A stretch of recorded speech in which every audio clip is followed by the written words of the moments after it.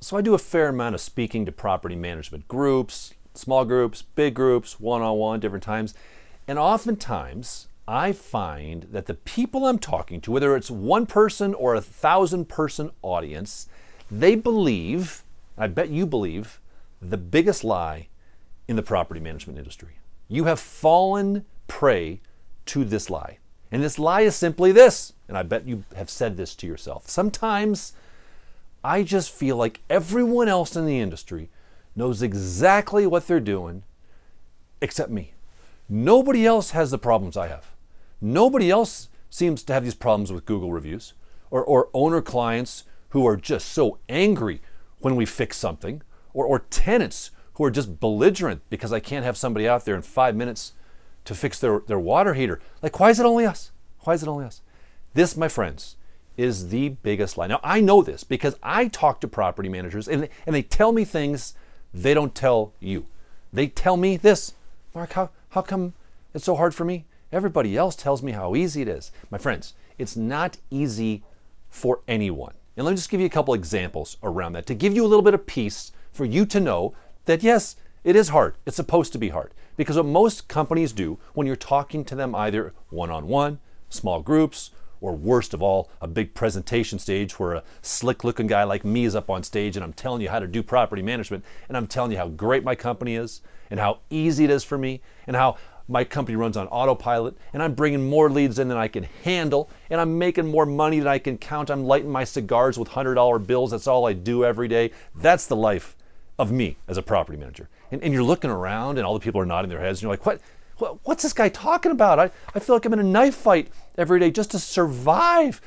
Because all people do, oftentimes, is they talk about their front stage. They want to tell you how great their business is because it makes them feel proud of themselves, makes them feel good. But my friends, they're lying.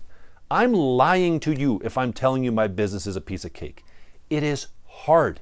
It is really, really hard. We have chosen to do property management. In this day and age, I'm recording this video here as we've just gotten into the month of, what month is this here? September 2024. It's really, really hard. The legislative stuff is ridiculous. The legal compliance stuff is really hard. The law is coming down on us. You've got owner clients who want you to fix things and not pay a lot of money, and they want multiple bids. You've got tenants who want things fixed immediately and they can't wait. You've got vendors who are delayed, and you're trying to balance all these things. It's a hard, hard job. And so we have to understand that. Now, one of the mistakes we make is this. We think that we look for the easy button. We look for the easy way out. And when someone like me says, hey, let me show you the blueprint for success, for an easy property management company, you jump at that stuff. Don't jump at that stuff. There is no easy button. And you are not a superhero. We have this superhero complex, which just blows my mind, and it causes problems. Because when you think you're a superhero, you think you can accomplish and solve problems that normal people can't solve and accomplish. And that's a mistake because you will get yourself in trouble. I'm sure you've experienced that at some point in time where you try to go above and beyond, you make an exception for someone, and it comes back to bite you. And then we say that old adage that, I tried to, what's the old adage? Now I'm blanking on it. No good reward goes unpunished, or no good deed goes unpunished, right? I try to do something extra nice.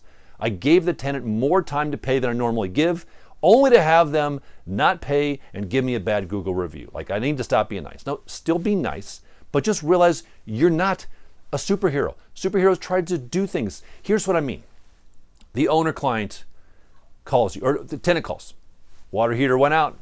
And so you get a bid and you call the owner and say, hey, it's going to be $1,500 for a water heater. And Mr. Owner says, gosh, that seems really expensive. And you're like, yeah, let me see what I can do.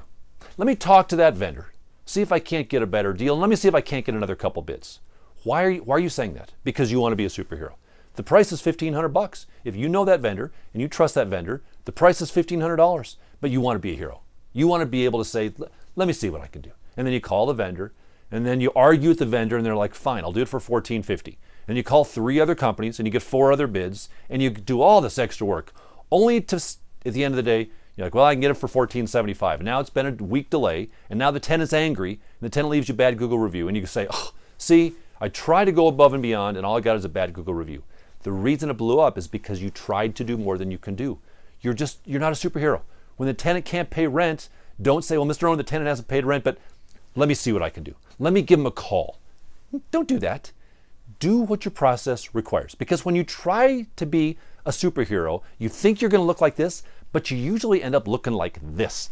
This is the superhero your owner sees and your tenant sees, because you're not. So stop trying to be a superhero. A buddy of mine was telling me about an event he went to, and it was a well-meaning property management event, so I'm sure the sponsors or vendors putting it on, they meant well. But early on in the event, they did this. Everyone's sitting around and said, hey, everybody, reach under your chair, and we've got a little surprise for you. And so you reach under the chairs, and they pulled it out, and it was a cape. They said, go, put it on. Come on, everybody, put your cape on, everybody. You, my fellow property managers, are superheroes. No, you're not. Stupid, stupid, stupid. You're not superheroes. Don't get the superhero mentality. It only causes problems. You can't fly. You can't jump over buildings. You can't fix things for cheaper than they need to be fixed by. You can't make people pay rent when they don't have money. That's the superhero complex. Stop doing it. All right, we got to move on. I know you can't stop looking at that, can you? You're probably going to pause it and take a screenshot of that because it's just so addictive. So let me give you a game plan.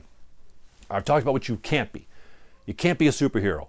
But as we get ready to step into 2025, what are some proactive things? Let me just give you two things you can do to be a little bit proactive in planning your business for next year. Now, before I do that, I want to thank the sponsor for this video, Pure Property Management. Now, if you're like, you know what, Mark, like, now am I not a superhero?